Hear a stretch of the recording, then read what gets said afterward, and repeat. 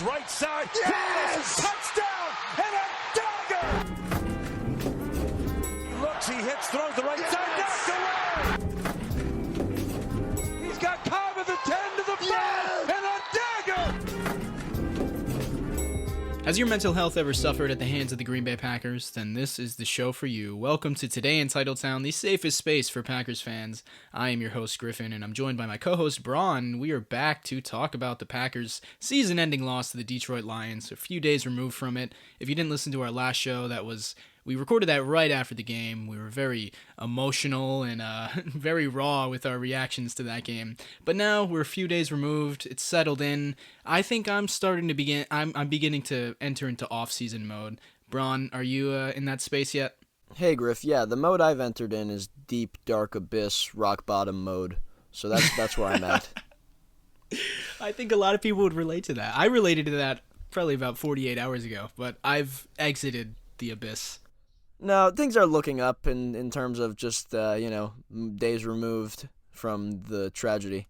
But other than that, yeah, there's a lot to talk about, a lot of things that we have to think about as a fan base, and a lot of fans are going to kind of share their thoughts and how they're feeling as well. So just a lot to get into, and there's just so many things we have to think about heading into the offseason, although there's going to be a month-long period here where we're basically just sitting on the couch as every other team that is in the playoffs is trying to win here. But there is going to be a point soon where, as you know, we go through this Packers therapy session, there's going to be a point where all the teams in this league are going to be disappointed, just as disappointed as we are, except one, and it's going to be 31 losing teams, 31 last-place teams, and nobody's going to feel good except that one final Super Bowl champion team. So there is plenty of time until then, but once we get to that point, it's going to be a lot easier for everybody, I think. It sucks every year when we have to sit here and watch all these other teams compete for our trophy, the trophy named after our coach.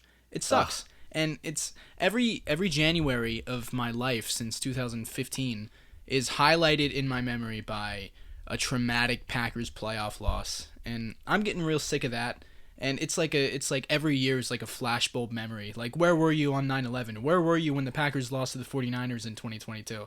You know, it's like that. And the Lions, that's just the newest one. So that's fun. Griff, I can't get over how you didn't even get a chance to feel our win in 2010. That's the worst part. If you didn't know that, if anyone didn't know that, I was not a fan. I didn't know anything about football. I was in third grade, didn't know anything about football. I do remember that game being played, but my best friend's dad was a Steelers fan, so I was actually rooting in a way. I didn't watch, but I was hoping that the Steelers would win that game for my friend Zach's dad. You're such a traitor. I know. I'm going to get kicked off this show. Yeah. Now that I know that, Griff, we're going to have to talk after the show. But nonetheless, folks, let's get right into it here with our first voicemail. Listen, I love Aaron to death, but it's time for him to go. And yes, I understand it's a team sport, and the whole team played horribly. It was embarrassing. Clay Walker, utterly embarrassing, right? But Aaron's picks, well, he only threw one, but he should have thrown two. He got bailed out on the first one. It's just, you can't be doing that in a game like this. And I don't expect perfection. Yeah, he missed some throws, but if he doesn't throw those picks, then it's actually a winnable game. We can just go down and drive down the field. I love 12. I love 18, but it's just, I feel like it's Jordan's time now. Thanks, guys. Braun, listening to these voicemails, it was pretty surprising because we started doing the voicemails and emails this season, and knowing that you and I are both pretty big Rodgers fans, it's pretty surprising to get this many voicemails as we got today that are, going after Aaron, that are criticizing Aaron's play in this game, and for good reason. But the interceptions all year have been crazy, haven't they? 12 picks this year, coming off of 3-4 years in a row where he has an absurdly low number of interceptions. He bounces back in 2022 with 12 interceptions, including, the voicemail said that he threw 2 picks. It really should have been 3 because Kirby Joseph also dropped another one. He picked Aaron off on Rodgers' last throw of the game. Then he had another interception that was called back due to a hands to the face penalty. And he should have had another interception that he dropped. So Aaron really had 3 turnover-worthy plays in this game, and I mean it was like that all season, which was really strange to see from Aaron. Yeah, you know what it is, Griff, too? It's like not his best stretch of football this season, of course. This is one of his down years, and he had a good year for comparable quarterbacks, but not his, in terms of what he's done for us and what we know he can do, the level he can play at. It was a down year. Look, he had 2 MVP seasons back-to-back. I think it's okay to have a down year, especially after you lose your focal point, Davante Adams. It's a transition year. The Packers had 33 drops this year. That was a lot more than they had last year, and Davante being a huge part of that as well, not dropping the football. The offense struggled for a lot of reasons, and one of those being the drops, the rookies, receivers, in terms of things like that. So I certainly don't think he played his best football, but there's so much going on around him that kept him from being able to do that. When you look at just even the drop numbers from Davante, he dropped 1.7% of his 347 targets in his last 2 seasons in Green Bay, and the Packers receivers dropped 6.3% of their passes this year. So that's a lot, and that impacts blew the me offense, right? And those, Bron, think about, you were telling me, before you posted this on Instagram, you were telling me these numbers, and you were telling me how Christian dropped 11% of his targets, and Aaron Jones dropped, 13% of his targets. And I was like, oh, I wonder what Davante was last year. I'm thinking it's going to be like 5%, 6%. What was it, like 1.9%? Are you kidding me? Yeah, I mean, and it's the crazy thing too, Griff, is that stupidly low, dude. That drop-off is so absurd, and I mean, everyone knows that the receiving room was so much different this year without Davante, but the drops all year were such a problem, and it was never really talked about a whole lot. But 33 total drops on the year this season, I mean, that is just, this is what you have to think about. This is what you have to put into the equation when you're talking about Rodgers' performance this year. 33 drops by these receivers. And Griff, those stalled drives, and we saw it against the Lions on Sunday night. We had back-to-back drops from A.J. Dillon and Allen Lazard that stalled one of their better drives. And then things like the fumble by Aaron Jones. It's certainly not all on Aaron Rodgers, because we were putting up good offensive drives in that game against the Lions. And during this stretch, Aaron Rodgers has done a great job of getting these guys involved. Christian Watson, the rapport with him has come along quite quickly in terms of he just started playing consistently for us without injury in the middle of the season, and then in that Dallas game was his breakout game, right? And that was one of his first games back in the fold, and we got it to him, and now he's blown up into this superstar caliber player ever since then, and part of that has to do with the fact that Aaron got on the same page with him very quickly. When Aaron started to finally come on and develop a little bit more consistency with his receivers, it was almost too late, because they were in a position where they had to win this final game against the Lions, and we need a full year of him with this receiving core and some better options too, because they need a little more speed. Allen Lazard is probably not going to be back, and other guys as well. Just they need more speed. They need a little bit more production in some areas, and there's some question marks in the receiving room. So they need a little more consistency, and I think part of that will be why the development of Christian and Romeo and Samori, that will be why Green Bay has a better football year from an offensive standpoint next season, and I think Aaron has to be a part of that, and will. I just pulled up these numbers just now because I was interested, and it's funny because Aaron said how many years ago, 2 years ago, I think, down years for me are career years for most quarterbacks. He threw 26 touchdowns this season, 12 interceptions. His 26 touchdowns was the 7th most in the NFL this season. Quarterbacks ahead of him include Kirk Cousins, Jared Goff, Geno Smith, Joe Burrow, Josh Allen, Patrick Mahomes. That's it. And when you're looking at the interception numbers, Mahomes also has 12 picks, Allen has 14 picks, Burrow has 12 picks, Geno has 11 picks, Kirk has 14 picks, Jared Goff only has 7 picks. Jared Goff, your guy, Braun, kind of had a pretty good season this year. Yeah, he's been good. He has, yeah. And Aaron, I think a lot of this context matters because he hasn't put. Obviously, he's coming off of 2 back-to-back MVP seasons, but his numbers this year were not what anyone expects of a Hall of Fame quarterback like he is. But I think when you're looking at it compared to other quarterbacks, it's not like he had he wasn't the worst quarterback in the league. He wasn't a bottom 10 quarterback in the league. And I feel like a lot of people have the attitude that he was. But I think their expectations were, whether in hindsight they should have or shouldn't have, the bar Aaron set for himself was too high. Considering the supporting cast he had this season, he was never going to reach those numbers. And I think at the end of the year, yeah, his numbers look pedestrian. They look like an average quarterback, but I still think that he is, He's still there, obviously. We say it every week, but he's still there. It's not only the standard set by himself, Griff, which I think is higher than even the standard that the media and all the fans set for him, but the standard for him is higher than any other quarterback. Just in terms of putting up numbers, because that's what he's done his entire career.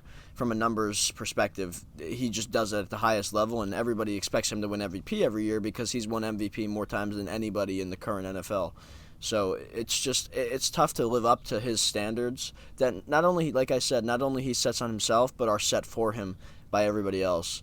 And when you go look at those numbers you talk about, he's the 7th highest passing touchdowns in the NFL.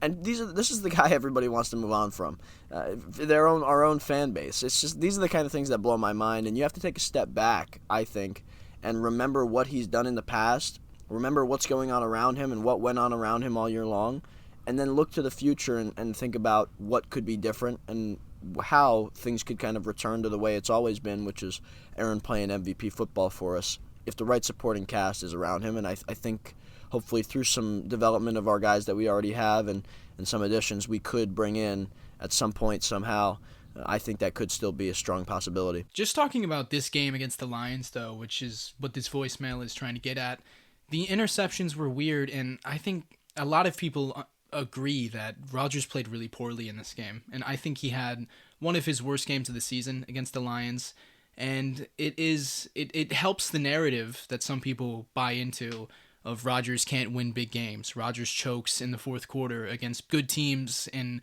a big game setting, and I don't even know what to say about it, man. It sucks that he hasn't been able to disprove these people who believe that, because he's had chances.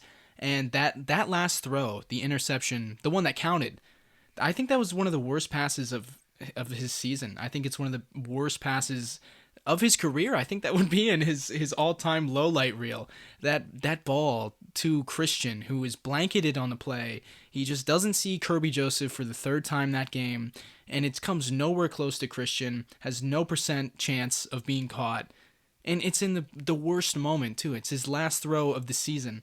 You know, it sucks that that's where we are, and I do understand people who have seen Rodgers do this now 3 years in a row at Lambeau Field, have the ball in his hand, down one score, and not being able to put up points. But I think you just have to remember that he is still one of the greatest of all time, and there are a lot of things that go into these games beyond just Rodgers. All right, Griff, let's go to an email here. Yeah, we did get a lot of really good emails and voicemails too, and this is a good time to say, Braun, if you want to call into the show, if you want to give us a take, an opinion, a question, or anything like that, you can call or email us by dialing the number 920-430-0711, or if you'd rather send in an email, you can email us at todayinsidletown@gmail.com.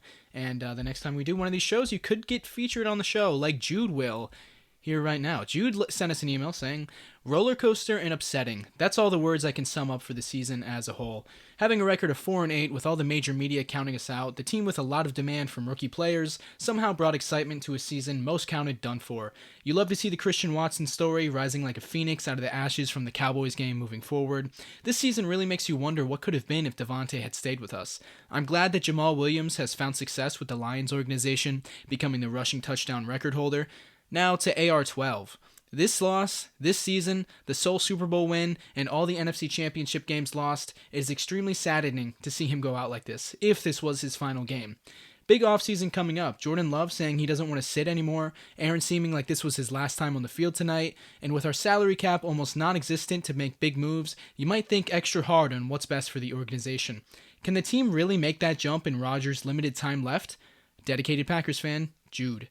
P.S. What on earth was Quay Walker thinking in that situation? Pushing an athletic trainer? Literally during the week, everyone is thanking and appreciating athletic training staff before every game this past weekend. Not a good look for the organization, and definitely not a good look for him. Thanks for the email, Jude. Yeah, I think with Quay, just to hit on that quickly, that was disappointing, obviously, considering he did something similar earlier in this year. Only player to ever be ejected twice in a season. And also the only player to push a non-football player probably twice in a season as well for that same reason. But, yeah, not great from him, but hopefully he learns from it. I think that's to have him do that twice is certainly a reflection on the organization. I do have to say, not a good one. His apology on Twitter I thought was really mature. I think it was really from the he heart. didn't. I You think know, he he meant just, it. it's a heat of the moment thing. Like, and part of it too It is it is. that he's checking on a friend that's on the ground hurt. Like, that's a friend of his, a Yeah, player he used DeAndre to play Swift did with. go to Georgia. Right. So that's a former teammate he was checking on, and then to be, I get, the trainer's just trying to get in there to do his job. It's just an unfortunate situation for Quay, especially considering he's done this twice now, and it looks even worse. But I think he's a good person. I do think he's a good person. Yes, I do too. And I'm him not walking worried to the about locker him room, really either. when they showed him on NBC walking to the locker room, a lot of people took that as him crying that he was ejected, and a lot of people were like, "Bro, you reap what you sow. You pushed a guy, you're gonna get ejected." But seeing him crying made me sad because to me, it clearly looked like he was upset at himself for doing this twice in the same season, and it was just a stupid mistake. I mean, if you've ever played sports, you've been there. You make stupid mistakes in a game. You can't really explain why you did it, And Quay didn't try to defend himself at all. He just apologized on Twitter. And if you haven't read his apology, I would suggest that you do because, I don't think this was anything to attach to his character, and hopefully he becomes a good enough player where no one remembers this. Yeah, I'm really not concerned with him whatsoever, especially with the way he played this season for us down the stretch. But one thing I do want to hit on, Griff, from that email is this person talking about Jordan Love and what it would look like based on he doesn't want to sit for another year and that conversation. That if Aaron comes back, which we both anticipate, we both expect, and we both think should happen, right? So what is the solution there? Does Jordan say, maybe it's time, or does he want to sit? I don't see him sitting for a fourth year. He probably wants to prove himself and get that opportunity somewhere else to start, and maybe start fresh too, and then get that fifth-year option picked up, and then sooner get an extension, things like that. I'm assuming he wants to be a part of a different organization. And I think it would be a good thing for Green Bay as well to make a trade that wouldn't involve dealing draft compensation for maybe a player, maybe other draft capital, whatever it could get. Green Bay could be getting some kind of valuable asset for a guy who's been sitting on the bench for the last 3 years. It sucks that they drafted him, right? It all sucks. Everything sucks about that move because he hasn't played for us, and it was a pick that we could have used to improve the team right away. We went over this a million times, but instead he's been sitting on our bench, a first-round pick thrown away to sit on our bench for the last 3 years. We're going into year 4 now, and there's a decision to be made before they have to pick up this fifth-year option. I think they should move on if Aaron Rodgers comes back to maximize Aaron's opportunity, because if Aaron comes back, it seems like they're almost giving up on the chance that Jordan Love could start. It would make sense for all parties, I think, and then here's the thing too.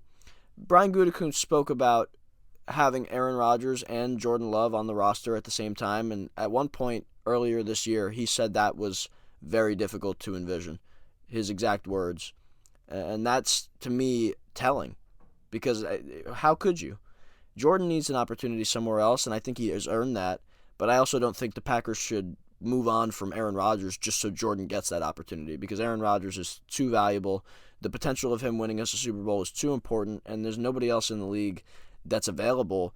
That it just makes no sense. It makes no sense. Going with Jordan is selling on the chance to win a Super Bowl, because they won't do it with Jordan. And they can't take the risk, even if it's a slim chance that that's a possibility. They can't take that kind of risk of walking away from a quarterback that they're paying $60 million guaranteed, and that has done it before and can play at the highest level in the league. And moving on from Rodgers, that also entails a complete rebuild, from the ground up.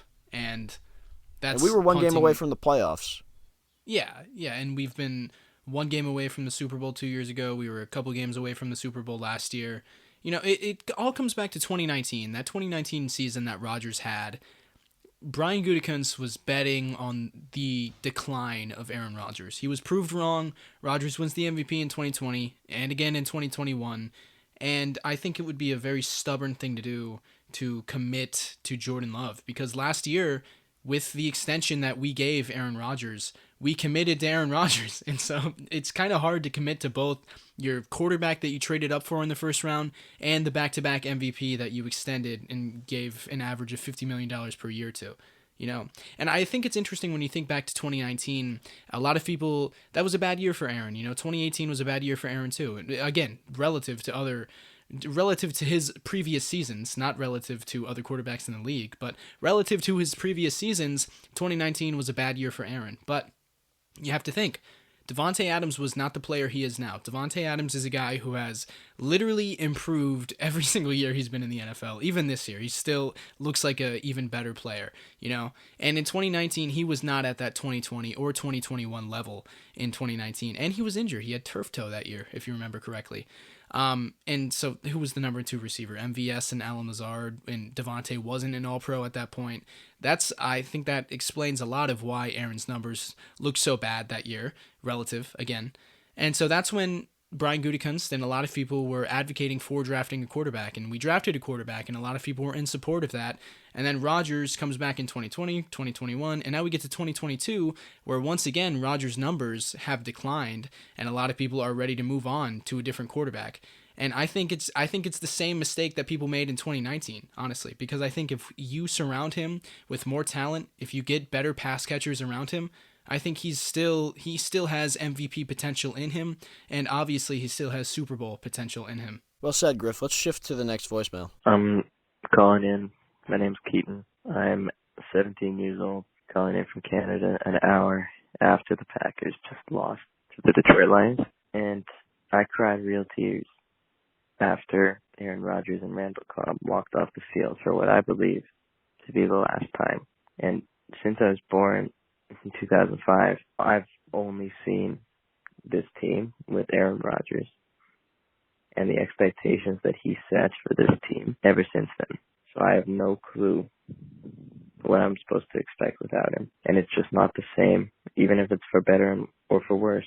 This team is not the same without Aaron Rodgers, and it's never going to be the same.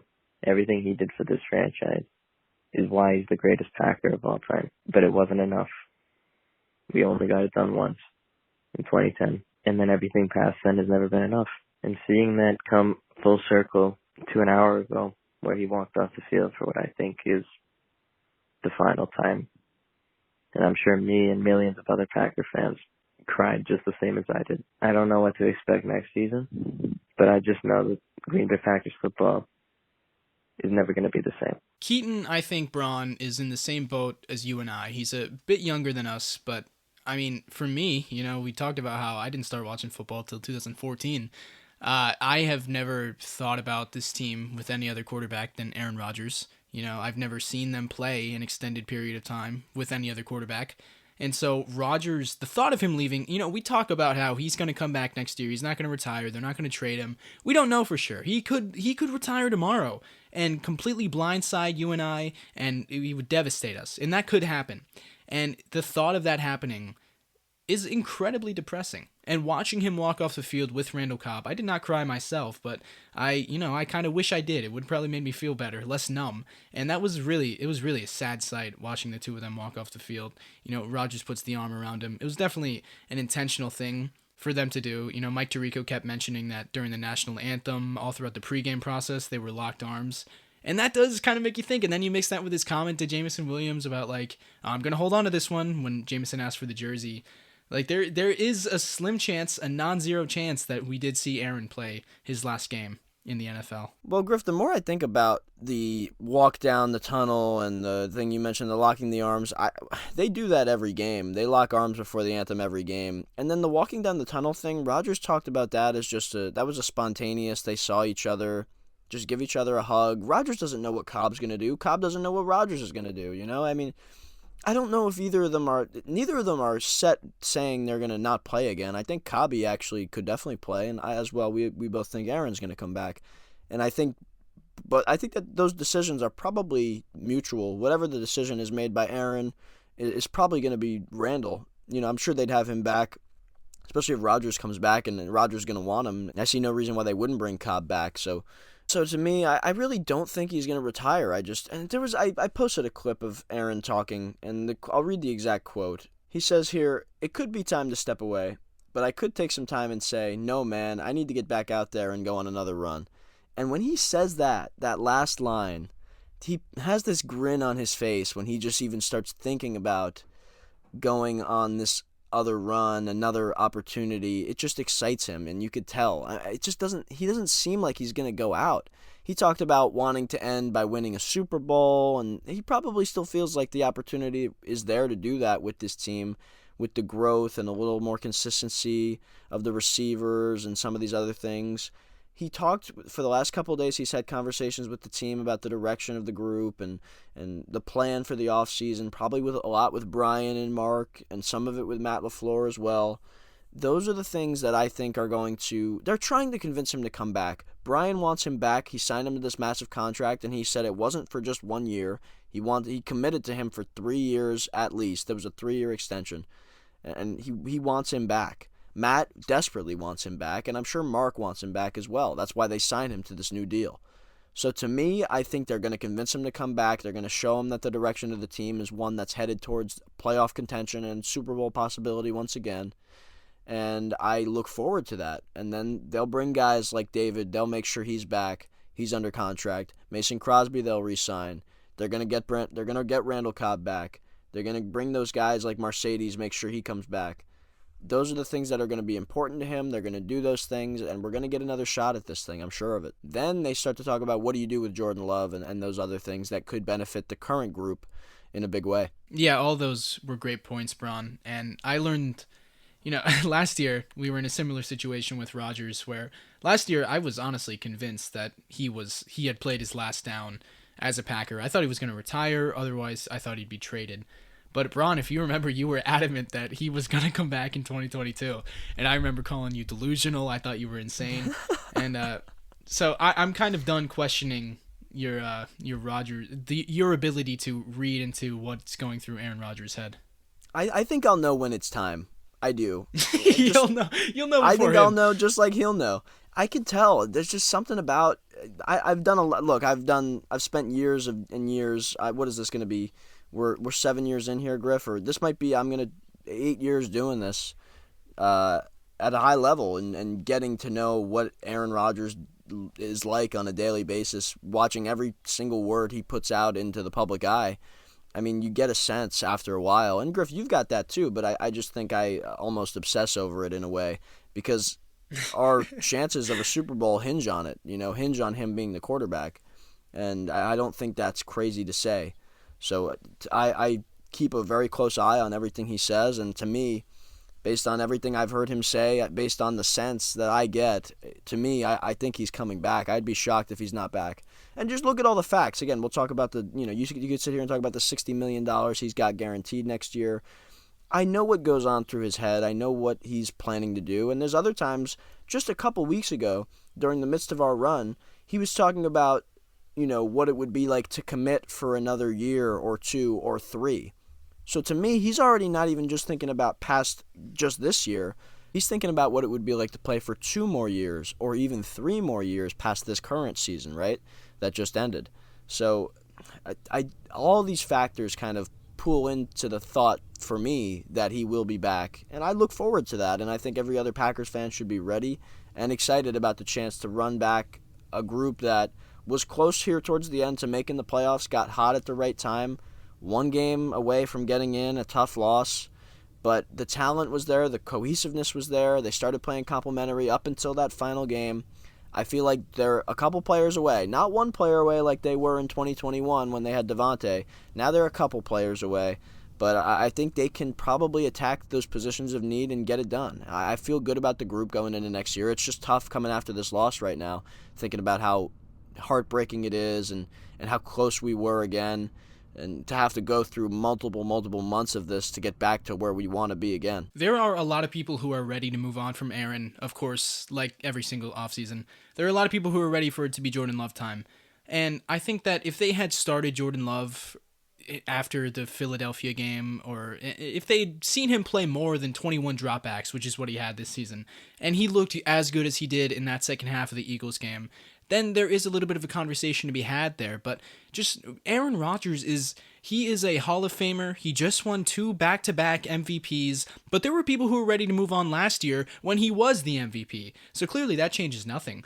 But the problem is that, what do you see in Jordan Love? I'm interested if there's someone out there who wants to move on to Jordan Love, send us an email, send us a voicemail, and give me your case, because Jordan Love, he's going into the 4th year of his rookie deal. So the rookie quarterback, cheaper option argument that's almost, time is up on that. He's almost at the end of his rookie deal here. So we've got to make a decision on the 5th-year option. We've got to probably extend him if we're going to ride with him soon, and he's going to be making a lot more money than he is now, and we're going to be in a similar situation. And Griff, not to mention, if we move on from Rodgers, nobody's truly thinking about the ramifications of what it would be to just say, oh, it's Jordan Love time. But Aaron Rodgers is on the books for $60 million guaranteed this year, and nobody wants to get over that part of it because that makes they committed to him last offseason. They committed to him for multiple years. People are questioning about whether he's coming back, but they know committing to him, it was not just for 1 year. Everybody's understanding, except the fans, that he's probably coming back unless he has some kind of drastic change of heart. He commit to this team, the team commit to him for 3 years. $60 million guaranteed dollars. If he retires, he's going to be on the Packers books. And this is guaranteed money we're talking about. Could there be a situation where he cuts it off and, takes his salary down and whatever? I guess. But there was an understanding when he signed this $50 million per year contract that he was going to be the Green Bay Packers quarterback for this year and next year, in my opinion. There's no outs, really. It would be something like a tearing up of the contract if he wanted to walk away. But for what? He's got an opportunity to come back and lead this team once again, which is this is his dream. This is what he does. This is his passion. He has so much fire for this game still. Everybody who says he's not motivated, he's tired of whatever, he doesn't want to play football anymore, nobody's watching him play. Nobody's watching him with his teammates. Nobody's listening to what he says. Nobody watches him as he just gets all smiley and gets all excited just thinking about the possibility of saying, no, I got to go on another run with this team. These are the things that it takes a high level of insight to really understand, but we're sitting here trying to explain it to all these fans that say it's Jordan Love time. It takes a lot more than just taking a risk here on a guy that's really never done anything. Everybody wants to just move on from Aaron and without realizing that going to Jordan Love could be a lot worse than what we've got right now, which is top 7 touchdown thrower in the NFL that we want to get rid of as fans here, which is just ridiculous to me. Well, here's a related email here coming from Tanner. He said, after that game, I want A-Rod to retire. There is no malintent in that statement, as I truly believe that this team needs to begin the next generation with Dobbs, Watson, and Love by adding a tight end in the draft and bolstering the offensive line. Joe Barry and his defense had growing pains this year, but I believe in the pieces and their ability to perform at a high level with more experience. A-Rod walking into the sunset and giving LaFleur the creative freedom on offense with Love's mobility and moldable style is what I believe to be the best option. Thanks for the outlet, Tanner. Thank you for sending in that email, Tanner. Braun, this is kind of the opposite perspective on everything we were just talking about. Well, was it LaFleur's creative freedom that got us that beautiful Lazard handoff on 4th and 1 on our own 30-yard line? Because if that's what he's talking about, then we're in for some trouble, Griff. Look, I mean, Aaron Rodgers is the thing that makes this passing offense go. I don't know there's not many other quarterbacks to me that are going to have success in this offense that Aaron Rodgers does. The deep passing, things like that are completely removed from the equation in any other offense when you don't have Aaron Rodgers. With the current players that we have, Christian's there, obviously, and he can run deep, but who's getting him the ball? Jordan's not. I mean, have we seen Jordan complete a deep ball ever? I have not. And that's another thing you're banking on. You're hoping that Jordan comes in and does any better than the best quarterback in the NFL the last 2 years, who had a down year of being 7th most touchdowns in the NFL this year. These are the things that make no sense to me. I have a better number. Everyone knows I love this stat. Big time throws. It's PFF's signature stat. It's their highest graded throw. Rodgers finished the year tied for 4th in the NFL with 33 big-time throws, tied with Patrick Mahomes for the 4th most in the NFL. Oh, he sucks. Aaron sucks. Get him out. He sucks. Get him out of here. Oh, see, now this is just like big-time throws, it counts incompletions. It counts throws that are dropped. Like the throw to Romeo against the Lions, where Romeo is blanketed and Rodgers throws a rope past the defender's ear hole, and Romeo it looks like he had no clue it was even coming to him because he just kind of stuck his arms out and it went right through his hands. That counted as a big-time throw, I'm sure, in PFF's grading system. That's why I love big-time throws so much, because it accounts for these things. And Rodgers, I mean, when you watch him play, yes, he throws some really strange interceptions this year. He threw 3 passes against the Lions that just confuse me. I'm questioning where he's trying to fit this ball into. But outside of the picks, he's still there. And I don't understand how people can watch him and think that there is a quarterback, any other quarterback on the planet, let alone on the roster, that would do better things with this offense. Griff, you're right. And the same people that are complaining about these interceptions are the same people saying that he needed to take more chances in 2020 and 2021 after we struggled with Rodgers not throwing many picks and we still couldn't win a Super Bowl. These same people were saying that Rodgers needs to take more chances downfield and throw the ball up. And look, he did that this year a lot. All his picks were coming on not necessarily all bad throws, but he's taking a lot of chances. He's trying to make a big play when we're down and trying. He had to 12 we're picks down this year. And out. I would bet 10 of them were 20 yards down the field. Exactly, Griff, right? I mean, he's not making ridiculously awful throws. He's trying to win the game in games that we're losing, or like in the game on Sunday night, he's getting pressured. He sees Christian Watson singled up. He throws it up deep. He doesn't know where. He has half a second to get that ball out. He throws it up. It's a bad throw. It's short. It's not to the sideline. Christian's probably 5 yards away from it by the time Kirby Joseph jumps up and grabs it quite easily. But again, he's getting pressured. It's a zero blitz. He's got Christian singled up with one safety there. And look, that's the way it goes. I mean, they were down. He's trying to make a big play. It's third down. What do? There's not much to say, really, right? But these are the same things that everybody was trying to get him to do, to take more chances. What would you rather have him taken the sack there? I mean, the game's over at that point anyway if you take the sack. And things, it's just, you know. There was a pass protection breakdown on that play. The protection was awful all season. The jumbling of the offensive line. These are things nobody wants to talk about. Nobody wants to talk about this I thought stuff, the protection was good this season. I did. I thought the protection, especially but it was as the year went on. inconsistent. The Griff. Jets game was awful. It was inconsistent, and there was always changes happening on the offensive line. But for most of the year, especially down the stretch, I thought the pass protection was really solid. It got better down the stretch play, with David and Elton being locked into that left side, but when it wasn't always David, and Elton even got out of it, it was basically Josh and Runyon were the guys that played the majority of the season, and everybody else was in and out. Even Runyon moved used to from be our to left right. guard, remember That's that? what I'm saying, Griff. It's hard for Aaron when he's got a whole different group out there every single game, and even like I've mentioned a bunch of times, in the middle of our final game, Matt LaFleur still can't find the combination that he wants, and he can't find the right combination. Last game of the year, and we still don't know who the right tackle is going to be. They're still trotting Yash out there to play right tackle and pulling him out in the second quarter. I mean, it just makes no sense, and it's poor on Matt LaFleur's part. The offensive line played good down the stretch, but when we needed it in the Detroit game, they struggled. They couldn't handle Hutchinson, who was getting pressure left and right. I mean, these are the problems that I have that nobody wants to talk about when talking about Aaron Rodgers. This is not stuff I would bring up if I didn't have to sit up here every single week and defend Aaron because he's getting told that he should not be the quarterback of this team anymore. You mentioned Coach LaFleur. Let's jump into an email about that. All right, so this one comes from a person who asks to remain anonymous, but he says, how long is the Coach LaFleur experiment going to go on? Year one, okay, the 49ers were better than us, and he took us as far as we would go in his first year, to the NFC Championship in San Francisco. But the last 3 years, losing at home in the big game, whether playoffs or a winning-in playoff game, have been unacceptable, and I feel I watched the same movie over and over again on the last games of the year with this team the last 3 years. He loses in the big games. It seems whenever a challenge or a decision has to be made, he crumbles in those moments in big games, whether it's kicking the field goal against Tampa instead of going for it, not able to score a single touchdown against the 49ers in the playoffs last year. He's forgetting about an A.J. Dillon rushing touchdown in that game.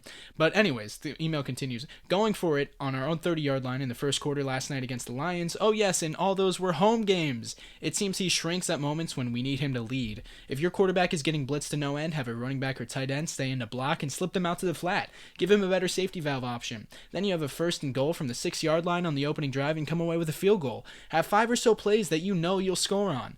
I know the coach isn't playing, but doesn't it seem like he can do a lot more? Give these guys safety options if the play is getting blown up. I don't know. It just seems he gets outcoached in the big games.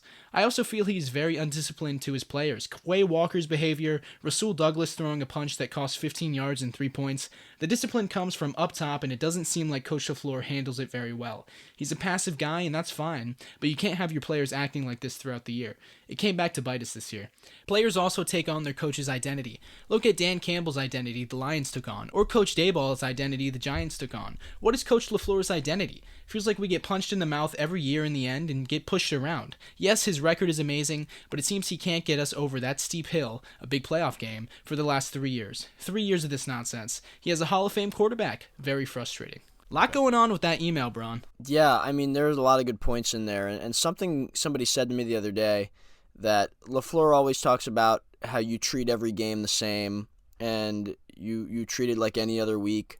But it's really not any other week when you're fighting for your playoff life, right? And I get the point to the extent of LaFleur when he says that. He's talking about preparing the right way every week and preparing the same way every week, the best possible way you can. But there's always a mental uptick when you know something's on the line. It's not just week 13 and you know what I mean, or it's not just week 7 where your season isn't on the line in those weeks, right? But in week 18 with the playoffs on the line and you control your own destiny, you do. You do have your season on the line, and there is a mental uptick. There is something that raises in you that you can't control because you know there is a life and death type of attitude going into this thing as a whole from a team standpoint that you just can't control, and that's always in your mind. So when you treat it like any other week, and there's the other team, the Detroit Lions, who have nothing to play for, treating it as if it's the biggest game of their season, there's a problem, I think, and that has to be implemented to the players. The gravity of the situation, I think, is important at times because you want the players that rise to the occasion. But if there's no occasion to rise for that the coach is not speaking about, right? If the coach isn't telling you that there is an occasion to rise for, then how can these guys step up and play their best ball under the bright lights when the pressure's on?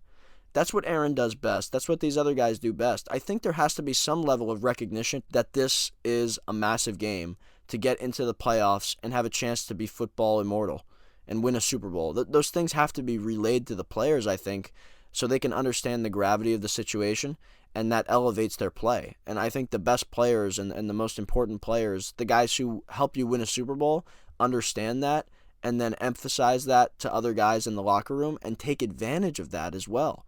And we just don't have that going on through the locker room, and I think a lot of that goes back to Matt LaFleur and, as this person put it, the passiveness and some of the other things that make him a little bit more of a player's coach that lets his other guys do the work for him from a leadership standpoint. Look, it's hard to criticize leadership from a head coach. It's hard to criticize coaching at all. But, there is validity to all of these criticisms of Matt. All you can really do is read into his press conferences, read into what he says to the media. But that's hard to do with LaFleur because he famously says nothing ever at his press conferences. So we really don't know what he's like in the locker room. And anytime we've had a player on the show, I have kind of pride. What is it like being coached by Matt LaFleur? What is he like in the locker room? Braun, you remember seeing him at training camp when we were up there? Like, it's crazy to see him in his element actually coaching and, like, yelling at players. Like, it's strange to see that because we never really get a glimpse at that. But I find it interesting in this email when he talks about how undisciplined his players are. And I read a tweet earlier this week that the Packers led the league in the most personal foul penalties. I can't think of a single offensive personal foul this season. I think they all came on defense. And that kind of leads me to what I want to talk about here, which is Joe Barry, a guy, Braun, all season long we have talked about as if it is his final season in Green Bay. We talk about Joe Barry like he's 1 week away from getting canned. And it comes out yesterday. Matt LaFleur, it doesn't even come out. Matt LaFleur straight up says it. Matt LaFleur says that he plans on retaining Joe Barry. And do you remember, I think it was week 5 or week 6 after we lost to one of the New York teams, someone asked him at his press conference, have you thought about a defensive coordinator switch? And he looked at them like they were stupid, like it was a stupid question to ask. Why would he ever move on from Joe Barry?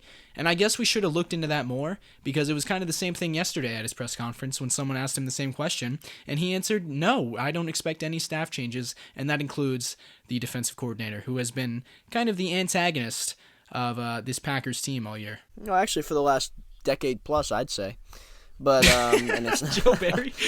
not him. Just the defensive coordinator position. Look, the defensive coordinator has always been the number one punching bag of this fan base. Right, and now we're sitting here once again in that same spot. But I look at this group again. Matt LaFleur spoke about the continuity of having that guy back. This is the problem, though.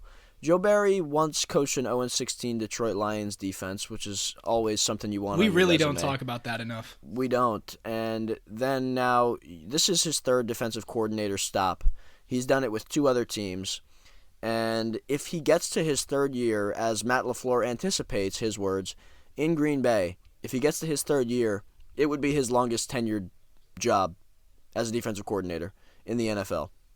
So at least these other bad teams got out when they could. How are we going to do this for my another problem year? is Aaron Rodgers is covering up a lot of things, a lot of bad things in this organization. That's another thing. people wouldn't see how bad it could get without Aaron, without some of these other defensive guys that we have, because we have 7 first-round picks on our group on the defensive side of the ball. And I don't think drafting, by the way, just to throw another point in here, I don't think drafting another defender in the first round is going to do much, right? I mean, we have to make some legit It's going to happen, though. It's going to happen. No, don't wait. We are going to be drafting a safety to replace Darnell, but we'll keep Darnell, we'll re-sign Amos, and then we're going to draft a safety in the first round is the likelihood, I'm guessing, right? But here's the thing. Joe Barry, I understand the idea of we played better down the stretch, but a lot of that has to do with the guys we have. I mean, when Jair is locking up, it doesn't take a genius to say, "Hey, Jair, go cover their best player." You know what I mean? Like that's not something a redeeming quality. It took 17 weeks for Joe Barry to decide to do that. Exactly, and it's not like the whole entire world was saying it prior to that. So I don't think he has any redeeming qualities, to me at least. Look, again, call into the show, tell us if we're wrong there, but I just don't see what brings Joe Barry back. What people are going to say is standpoint, people are going to bring up the play of the defense during the winning streak, during the 4-game winning streak. But it's important to remember, we played Kirk Cousins and we played a concussed Tua Tagovailoa who threw 3 terrible, terrible interceptions, and we played Baker Mayfield who had been there for a week and a half, and we played Justin Fields, and this week we just got diced up by Jared Goff. I mean, defense is always dependent on the offense that you're playing. Great defenses, it matters less. Look at Denver. Denver has a terrible offense, and they were in almost every game this season because of how well their defense played. We could have that, but we don't. And people are going to mention how a lot of times during the season, the defense gave the offense opportunities. And that is true. There were a lot of games this season that should have been winnable. Week 9, we lose 15-9 to the Lions. We should have won that game if we're able to score more than 15 points, which you should be able to do on offense. This game against the Lions, week 18, we should have scored more than 20 points. Yes, but our defense looks terrible whenever we're playing a competent quarterback or a competent offensive play caller. It's almost a guarantee that whenever we're going into one of these games against a big-time offense, we're going to get embarrassed out there. Just Sunday Night Football against the Bills, for the Dolphins game before Tua's concussion, we were embarrassed out there. It was just these last 5 games of the season, we were riding the high side of variance that comes with turnovers. Turnovers are pretty random. We didn't get a whole lot of them at the beginning of the season. We started to get a lot of turnovers towards the end of the season. That's just how it happens. And that was what was leading to our defense looking good, right?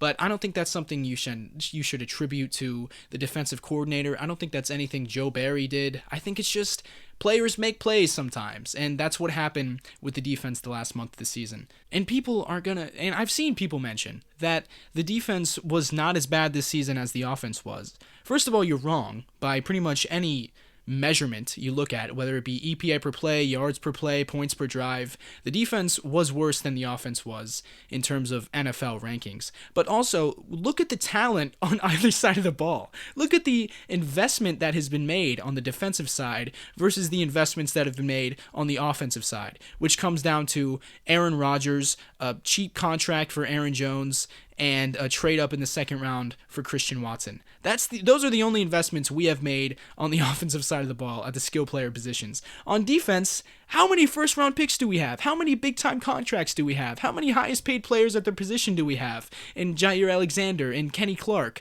and we just extended Preston Smith, and we draft Quay Walker and Devontae Wyatt, and Dean Lowry's on an extension, and Devondre Campbell just got paid, and Rasul Douglas.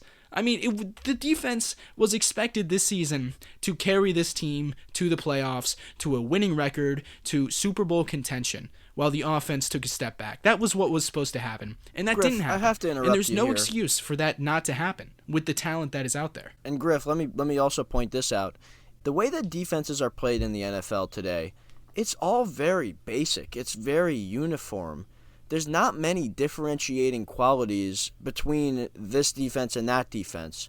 Maybe it's the 3-4 versus the 4-3, but that's about as different as it gets. And then you're talking about And whether that they matters play a less little, and less. and it's exactly as we it's move so forward. much exactly. And with the problem is we have so much talent. The scheme part of it, it's so little differentiation between schemes and concepts.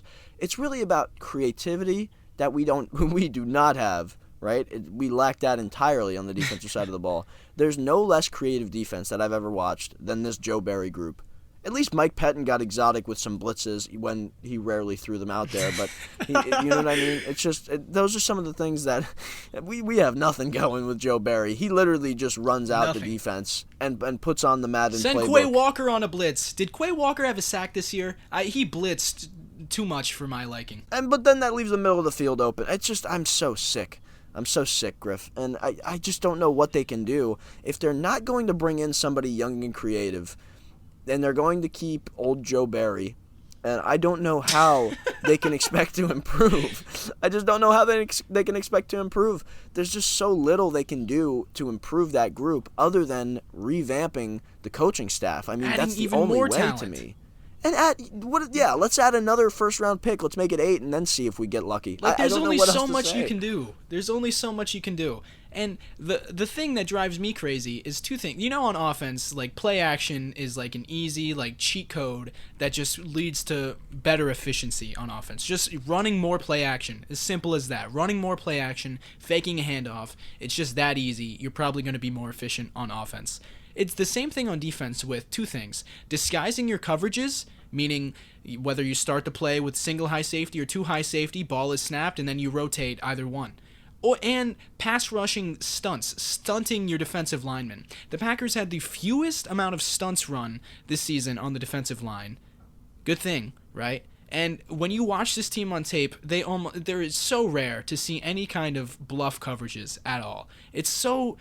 Everything is so static, and Jair Alexander's 7 yards off the ball on 4th and 2 for God knows why, and that's still a problem. Can't wait for more of that next year. I can't do another year of Joe Barry, man. When Matt LaFleur said that, I couldn't believe what I just heard. I can't do this for another year. How are we going to sit here every week complaining about Joseph Barry? For the first 6, Braun, what did you say? If the start of next season, when our defense sucks again, what are we going to do? Griff, that's exactly my point, too. Once they lock him in, once we have him next year, right, and we start, and like I said, if we get off to a slow start next season with the defense, like it always does, it seems to always get off to a slow start, our defense. And apparently we need time to kind of get into the new system, right? Well, this is now going to be Joe Barry's 3rd year, so if we struggle out of the gate once again, there's no moving back. We're going to be stuck. We're going to be stuck with Joe Barry's defense. And maybe in week 17 of that season, we might be able to get it going. But of course, by then, it will probably be too late. That's my point. I think it's time to move on. Jim Leonhard is available. He's young. He's creative. He's coached excellent defense at the college level. He probably has fresh ideas. He's worked great with young guys. He's helped to identify what their talents are. He likes to get to know guys on an individual level. These are things at the NFL level that don't happen. I don't think Joe Barry... And then I can't speak on this totally, obviously, because I don't know for a fact. But I'm sure that Joe Barry is not getting to know these guys on an individual, personal level, like it takes at the college level to really get a picture of what you want your defense to look like. We need that kind of mentality, that puts your players in their best position to succeed mentality. We need that on the defensive side of the ball. And I think having the youth paired with Matt LaFleur's youth and the youth of our group as a whole, having Aaron Rodgers be the veteran leader in this whole organization, this is what we need. And I'm getting sick and tired of some of these, just the possibility, the thought of having Joe Barry back. At first, when I saw that and when I listened to Matt say it, I wasn't totally surprised or upset. But the more I think about it, the possibility of tanking our season, and I'm not talking about trying to lose all our games intentionally, I'm talking about the possibility of our season going down the drain when we start off slow on defense and it'll be too late at that point to make a change. That's what I'm concerned about. And we talk about this every single show. We don't know how many years of Aaron Rodgers and contention for a Super Bowl we have left, and the defense needs to be part of the reason why we win. And with Joe Barry, I'm concerned that may not happen. I can't talk about Joe Barry for any longer. Let's go on to the next voicemail here. Absolutely horrible showing by the Green Bay Packers tonight. What the fuck? Now, if that's Aaron's last game and that's how he leaves it all on the line, come on. You look at John Elway in Super Bowl 32 and he beat the Packers doing the fucking windmill into the end zone to get the touchdown to go ahead. Come on. Aaron had a chance to run the fucking ball in the first or second quarter and held up and threw the ball out of the end zone. absolute horrible effort. Absolute horrible effort by the defense as well, I think, who just lets Jamal Williams run right by him. Come on, man. Come on. Lifelong Green Bay Packer fan, to me it don't make sense. Been watching Aaron break our hearts for fucking a decade plus. Hasn't won a big game since Super Bowl 50 or whatever, Super Bowl 40, whatever. So, you know, to me that one breaks my heart. To get beat by Detroit in Green Bay, everything on the line, all the momentum in the world. I don't know. You guys talk about it. Thanks for taking my call. Thanks for listening. Bye. Thank you for leaving that voicemail. This is the emotion we look for with this segment, you know? These are the voicemails Hashtag that let we it like. all out, Griff, right? Hashtag Let it all out, man. A lot of these are from right after the game. So it makes sense that people are pretty emotional in these voicemails, just like we were, Braun. We were pretty emotional on our show that we did earlier this week. But, I mean, a lot of people are upset with Aaron Rodgers' lack of ability to win big games. And, you know, as an Aaron Rodgers defender, I've talked about this before. I used to be a much bigger Aaron Rodgers GOAT defender. I would defend him to death in the Instagram comment sections as the greatest quarterback of all time, and I'm bringing up Brady's defensive stats, and Rodgers has never had a top 10 defense and all this. But it's so hard to defend him at this point because whatever the reason is, the Packers, they don't win a lot of big games. They don't win a lot of playoff games. They lose in the playoffs quite a bit. Is it because of Aaron? Is it because of the coaching? Is it because of the defense? I don't know. But the fact of the matter is, Aaron Rodgers has come up short a lot throughout his career, sadly. I don't know. But anyways, thanks for the voicemail. Short and sweet. Let's go on to the next voicemail here. I thought the Packers played pretty well, but the play calling was not good. Poor play calling, going for it, fourth down on your own 30 was not a good idea. So they better shape that up for next year. And I do like Alan Lazard. Keep Alan Lazard. Thank you for the call. While I do agree with you that the play calling was largely, I thought, bad in that game, I don't know if I agree that we should keep Alan Lazard at a reasonable rate as our number 2 or 3 receiver. Maybe then that's a conversation I'd have. But to try to bring him on as our number 1, look, Christian's here, right? So the conversation is basically if Lazard came back, he'd be the 1 or 2. But I'd rather almost have Romeo at this point, and I think his development is going to look a little better than what Lazard can bring us at this point, especially when the rates for receivers are going up quickly. I remember when Christian Kirk last year got paid $17 million per year, and everybody freaked out. He's like the 18th highest paid receiver in the NFL at this point. Lazard's probably going to get upwards of $10 million per year wherever he goes, and I don't think Green Bay can afford to pay him that and feel like they can improve the roster in any capacity. So he's a good blocker when he's on. When he's blocking well, he's blocking well. But I don't think he wants to be in Green Bay. I don't think he should be in Green Bay. I think the relationship is over, unfortunately. I don't like the way he played down the stretch this year, and I don't like the position he was put in by the front office. So I think, in my opinion, and I'm sure, Griff, you can share yours as well, but I feel like it's time to move on. Yeah, I agree. Obviously, if you listen to the show, you know that. I think we crap on Lazard too much on this show, but it's only because he was put in the position that he was this season. But it did kind of, when you go back to like this past offseason, when he was in contract disputes with the front office, he wanted to get money. No one offered him anything, so he came back to Green Bay.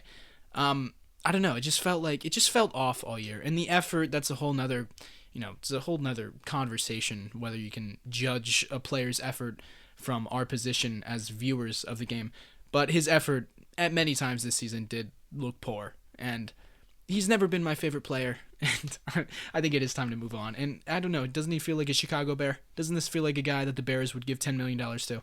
That's almost insulting, Griff, to say he feels like a Chicago Bear, but if he wants to go join that group... He is absolutely a guy the Bears would go after. Like, they love our scraps. 100%, yeah. And if they want him, they can have him, I'm sure. Moving on, related to Lazard here, we did get another email. He sent this to my personal email, my All Day Packers email.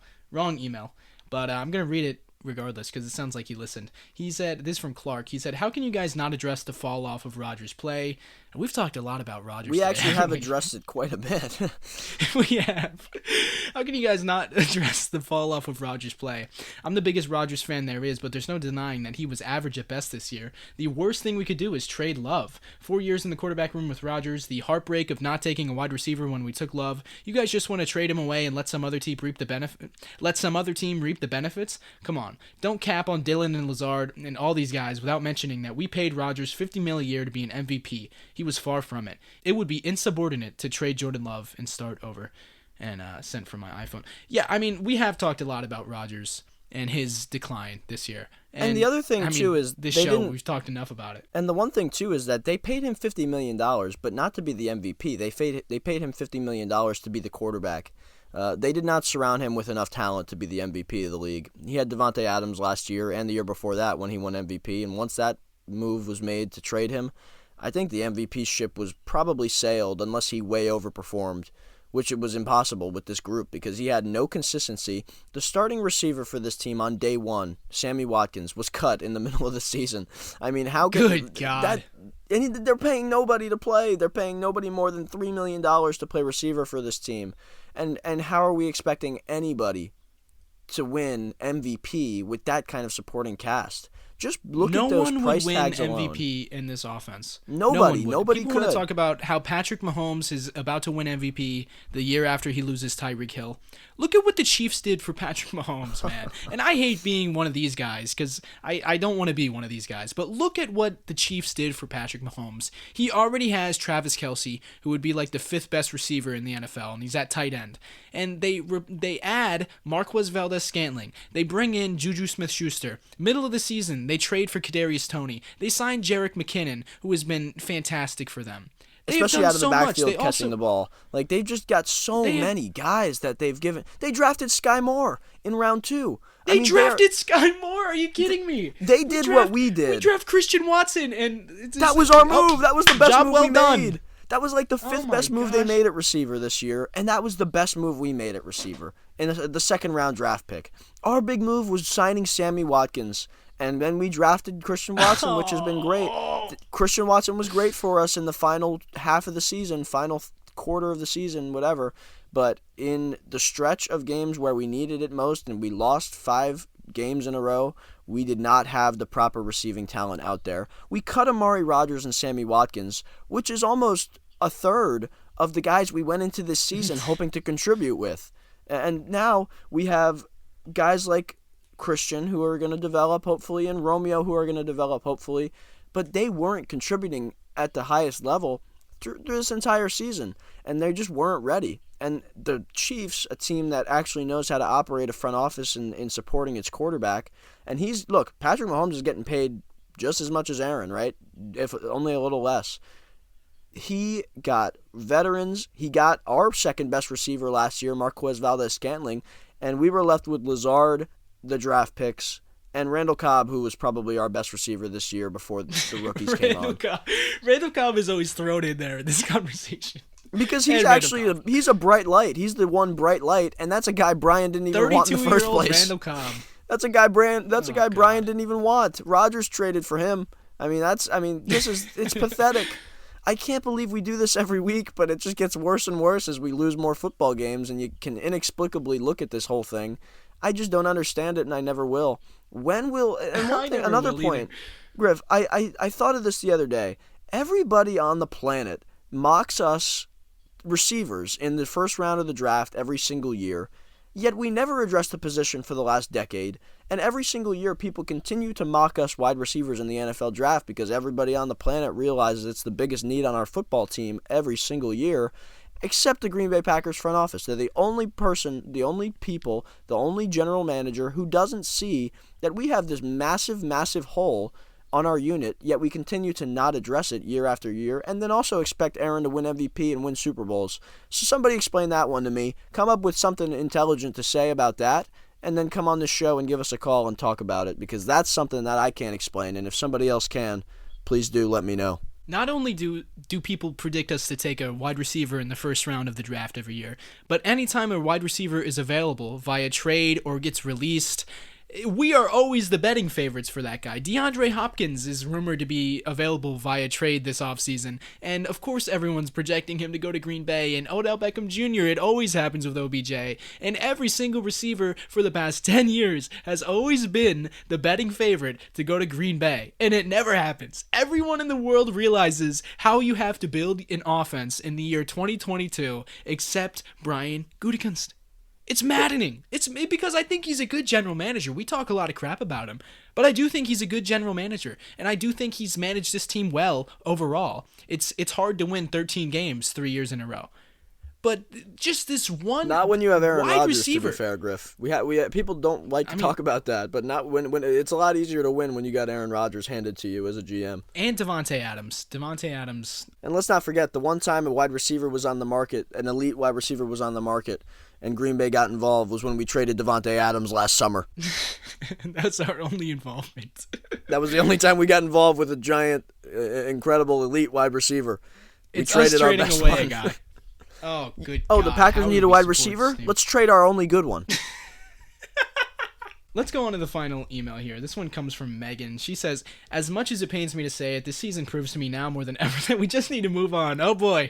More of this talk, Braun. We haven't done enough of this. There comes a point where saying, don't worry, we'll do it next year, loses its meaning. I would much rather Rodgers walk away now with everything he has accomplished than, especially with how injury-prone he has been lately, getting hurt badly and not having a choice. I don't want to see him become another Brady. I know that would likely also mean losing Cobb, Crosby, Lewis, etc., but I truly think that our young talent will get it together and become something incredible. Just like the team we have had for the past decade or so. I think Love has improved dramatically and will continue to improve with more in-game experience. The touchdown drive versus the Eagles proves that to me. If we want to keep Love, personally, I do. I think Rodgers knows the stakes, and that will weigh into his decision. I would be a lot less upset with an 8-9 season with Jordan Love as starting quarterback than I currently am with A-Rod at quarterback. I know there are so many more little things to be considered than what I've just shared my thoughts on, but looking at the big picture, I think we'll hurt a lot less, both emotionally and on next season's record, if we go into rebuild mode now. Even with all that being said, I am very grateful to have watched an era of amazing football for the majority of my life and for every player that has made that possible. It's important to remember and to remind myself that no matter what happens, we are still Green Bay Packers fans, and I think that in and of itself is something to be proud of. Now, that's a good email, well-worded email from Megan here. A lot of people, it's just interesting, Braun, because like I said at the top of the show, this is a Rodgers podcast. If you listen to this, if you are a loyal listener of this show, you probably have very similar opinions on Aaron Rodgers and on Jordan Love that we do, Braun. Yet a lot of these voicemails and emails that we've gotten this week have been in support of moving on and letting the Jordan Love era begin, which I find so interesting because it's kind of like a pulse check on the fan base, and it seems like that's where a lot of people stand right now. I think everybody is emotional, Griff. It's funny. I just don't see it the same way as other fans. You know, look, I don't know what to say, really. It's hopefully people, when Aaron comes back, aren't disappointed, but I've seen a lot, probably more than half the fan base ready to move on. Hopefully, maybe we convince some people now. I just think there's not really much more we can do except lay out the facts and explain why we feel the way we feel and why it makes sense to have Aaron back. And hopefully once he does come back eventually and everybody understands that he's going to be the quarterback, we all realize that he's going to be the one that takes us to the promised land if it happens. Yeah, and just to reiterate what we've said so far about 300 different times throughout today's show, Jordan Love, he could be great. He could be great. What are the odds he's going to be better than Aaron Rodgers? Very low. And I know it happened with Aaron Rodgers and Brett Favre, and everyone was saying the same thing back then. What are the odds that Rodgers is going to be as good as Favre? But, I mean, you can't... I just don't think that's a good way. I don't think that's a responsible way to build your team. You know, I don't think it's responsible to bank on Jordan Love being the next Hall of Famer in a line of 3 in a row. It's unlikely to happen. And from what we've seen so far, he looked really good at the end of the Eagles game. Granted, he didn't really have to do a whole lot in that game. And it'd be a different story, like I said. It'd be a different story if we got to see him down the stretch of this season, and we got to see more dropbacks, and we got to see more reps from him. But from what we know, Brian Gutekunst clearly believes that Aaron Rodgers is the better option right now, because every time they're asked about it, every time LaFleur's asked about it, the answer is always that we want Rodgers in Green Bay. And if Love looked like Patrick Mahomes in practice, if he looked like that behind closed doors, I highly doubt they would give Rodgers the contract that they gave him. And we've seen him at training camp, and we've seen him in the preseason. And this last preseason, he looked good, but I don't think he looked good enough to move on from a quarterback like Aaron Rodgers. And that's where I stand on it. But I do understand the people who want to move on. But another thing that goes into it is also Jordan Love is almost at the end of his rookie contract now. And so you're not really getting the young quarterback value. You're not getting the cheap quarterback value either. You're going to have to pay him soon. That's where I stand, Braun. if you want to give your closing thoughts on this argument. I actually don't, because we've said a lot, but I do want to thank everybody for hashtag letting it all out and giving us our voicemails and giving us our emails to sort through, and we appreciate our loyal listeners who love chiming in, and that's important, I think, to give everybody a voice. We want to be the voice of the voiceless here and try to amplify your thoughts, and clearly, like we've talked about, the mentioning of Aaron Rodgers and wanting him to move on from this team one way or the other is something a lot of people are talking about right now, so that is the conversation. We've tried to help everybody sort through that and maybe try to swing them in our direction a little bit, but everybody still has their thoughts, and we want to make sure those get aired for the public hearing. So we want to thank you for those, and I specifically, personally, want to thank you and please ask you to continue sending those in so we can continue to do this and go through some Packers therapy session fun for everybody. And if you think we sound like idiots, if you think that we are stupid for what we've said on this show that's today, why they in. listen, Griff. Send that's in why an email. They listen. They listen because we sound stupid every week. Yeah, no. If you heavily disagree with anything we've said and you want to send in your take, you can do that by calling the number 920-430-0711. Leave a voicemail. Tell us we're stupid. Come at us. Send us an email as well at todayintitletown@gmail.com. If you'd like to send us feedback, you can do that by DMing us on Instagram at todayintitletown, or you can leave a review on iTunes and rate us 5 stars as well on Spotify or iTunes or wherever you are listening to this show.